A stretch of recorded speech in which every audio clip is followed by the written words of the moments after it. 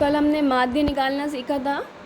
माध्य निकालने की 3 विधियां मैंने आपको बताई। एक तो प्रत्यक्ष विधि, दूसरी कल्पित मान विधि और तीसरी पग विचलन विधि।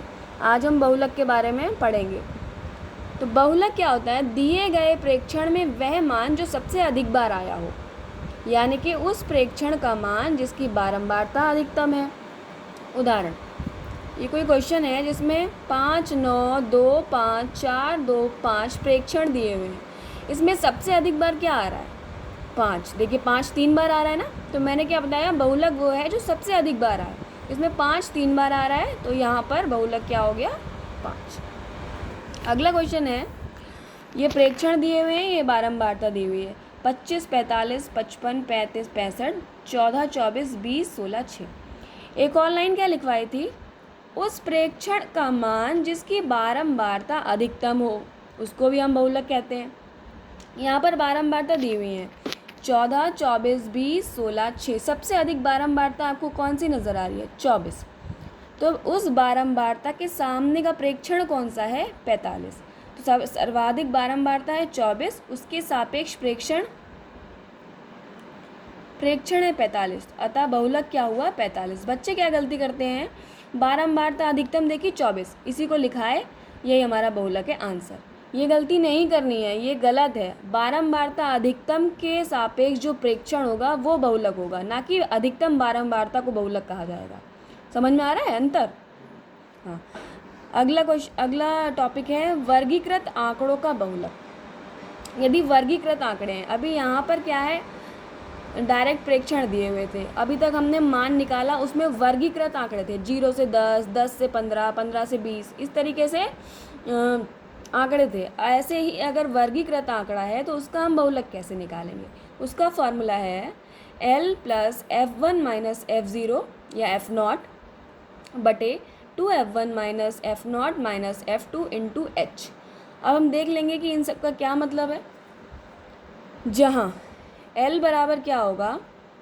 बहुलक वर्ग की निम्न सीमा। H बराबर क्या है? वर्ग माप।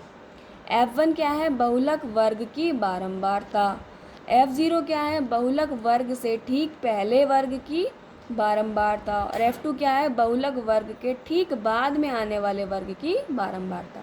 अब हम क्वेश्चन करेंगे, उससे हमें क्लियर हो जाएगा कि इन सब का मान क्या लगाना है। ठीक है, क्वेश्चन देखते हैं। प्रश्नावली 14.2 पहला क्वेश्चन है, निम्नलिखित सारणी किसी अस्पताल में एक विशेष वर्ग में भर्ती हुए रोगियों की आयु को दर्शाती है। ये उनकी आयु है। देखिए ये वर्गीकृत आंकड़े हैं, 5 से 15, 15 से 25, 25 से 35, 35 से 45, 45 से 55, 55 से 65, और ये रोगियों की संख्या है। उपरोक्त आंकड़ों के बहुलक और माध्य ज्ञात कीजिए। ये टेबल हमने बना ली। इसमें सबसे पहले हमें क्या चाहिए? L।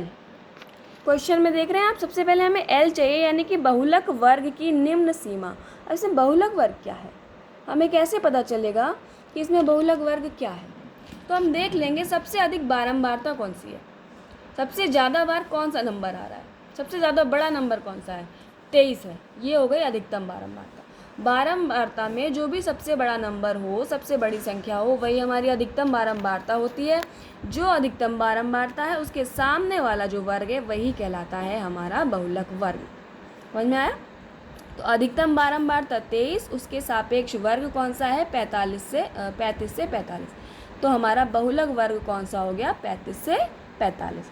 तो L क्या था? बहुलक वर्ग की निम्न सीमा। इसकी 2 सीमाएं हैं, 35 और 45। ऊपर वाली सीमा को उच्च सीमा, इसको निम्न सीमा कहते हैं। तो L क्या हो गया? 10। H क्या हो गया? वर्ग की माप। तो 35 से 45 तक कितना डिफरेंस है? 10 का। तो वर्ग की माप क्या हो गई? 10। F1 होता है बहुलक वर्ग की बारंबारता। तो बहुलक वर्ग ये है, इसकी बारंबारता 23 है, तो F1 बराबर 23। F0 होता है बहुलक वर्ग से पहले वाले वर्ग की बारंबारता। तो ये बहुलक वर्ग ये हो गया, इससे पहले वाला वर्ग ये हो गया, इसकी बारंबारता ये हो गई।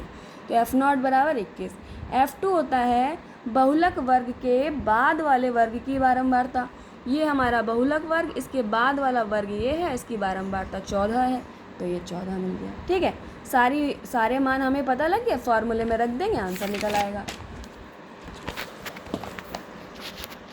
फॉर्मूले में रख दिया, L 35, F1 23, F0 21, F2 F1 2 into 23 minus F0 21, F2 14 into 10। इनको सॉल्व किया, हमारी बारंबारता निकल के आई 36.88। इसी प्रश्न में आपको माध्य भी निकालना है, तो ये होमवर्क है। माध्य निकालना मैं आपको सिखा चुकी हूँ। कैसे निकालेंगे? आयु दी हुई है, एफ आई दिया हुआ है, इसमें हम एक्स आई और निकाल लेंगे, फिर एफ आई इंटू एक्स आई करके माध्य निकल आएगा। ठीक है।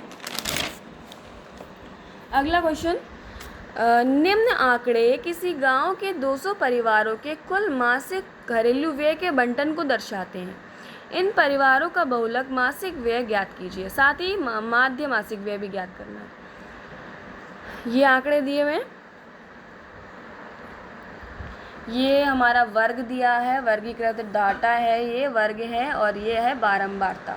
तो इसमें हमें सबसे पहले क्या चाहिए? बहुलक वर्ग को ढूंढना होगा। बहुलक वर्ग कैसे ढूंढेंगे? पहले ढूंढेंगे सबसे अधिक बारंबारता कौन सी है।